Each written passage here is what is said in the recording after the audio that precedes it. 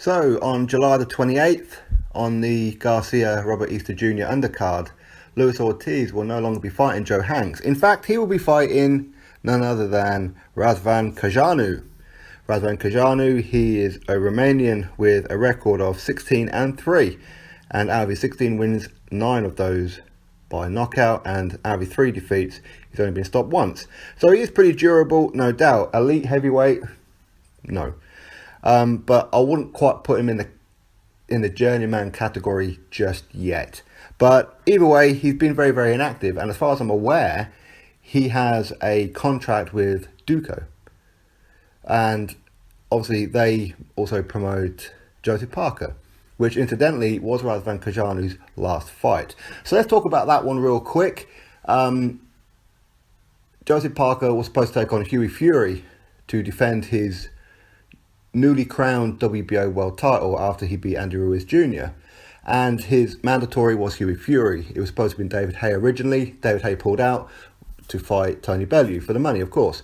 So Hughie Fury, and there's like a lot of and ahhing. Are they going to go to New Zealand? Will they not? There seems to be like a lot of ifs and buts along the way. And with about 2 weeks left to go, Hughie Fury pulls out of the fight. Now, rather than Joseph Parker pull out the fight also, he wanted to still give the New Zealand fans, his fans, a farewell, because he knew that he was going to go fight in the UK or US from then on in to make some decent money, and rightfully so maybe. And with those 2 weeks, RAZVAN COJANU stepped in as the replacement opponent. Now, bearing in mind, RAZVAN COJANU was with Joseph Parker throughout his whole camp as he was preparing to take on Hughie Fury before Hughie Fury pulled out. And RAZVAN COJANU, much like a couple of other of Joseph Parker's sparring partners, were adopting the Hughie Fury style. So all of his sparring partners would have known what it is that Joseph Parker is adapting to try and beat Hughie Fury. So RAZVAN COJANU is adopting the Hughie Fury style. So of course, when it comes to these two guys fighting, RAZVAN COJANU knew what Joseph Parker was going to be bringing. He'd been getting it in the ring with the sparring over many, many rounds. Joseph Parker didn't know what RAZVAN COJANU was about, because that wasn't RAZVAN COJANU that he was sparring. He was sparring a mirror image of Hughie Fury, because he was in there for the height and the style. That's what he was. So when RAZVAN COJANU was fighting Joseph Parker, Parker didn't really know what it was that RAZVAN COJANU was bringing, but COJANU knew what Parker was bringing. So this fight was a bit of a frustrating fight for Parker, and you could see it. And it went the distance. It went over 12 rounds. Parker won on points, no doubt, and COJANU showed some good durability, and he hit Parker with some pretty decent shots as well. But either way, COJANU is now the opponent for Luis Ortiz. I said July the 28th on the Garcia Easter Jr. undercard. And for me, this is probably a better opponent for Luis Ortiz than Joe Hanks. Now, I am going to pick Luis Ortiz to win this one. I'm not going to say he's going to steamroll him, but he might, because COJANU versus Parker happened 14 months ago, 13, 14 months ago, and COJANU hasn't had a fight since.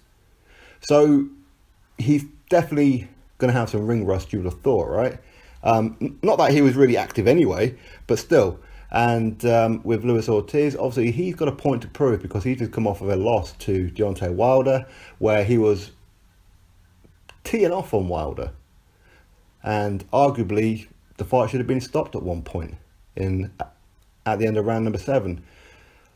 The doctors, the medical team, the referee seemed to help out Wilder in that one. And ultimately, regardless of that extra few seconds, whatever it was, then Luis Ortiz just tired himself out and just couldn't finish off Wilder. But either way, this is a comeback fight for him, and why not? It's a fight to keep busy. He took it at short notice himself. COJANU is definitely at short notice, but it's not going to be a bloodbath. It's not going to be a close fight. I can't see COJANU winning. If he does, then for me, it would kind of show that the level of Luis Ortiz, because we still don't know what level Luis Ortiz is, because his biggest win was Bryant Jennings, who came off of a loss to Vladimir Klitschko the fight before. So we don't know how good Luis Ortiz is. Luis Ortiz was scheduled to maybe fight Dillian Whyte for the secondary mandatory for the WBC title.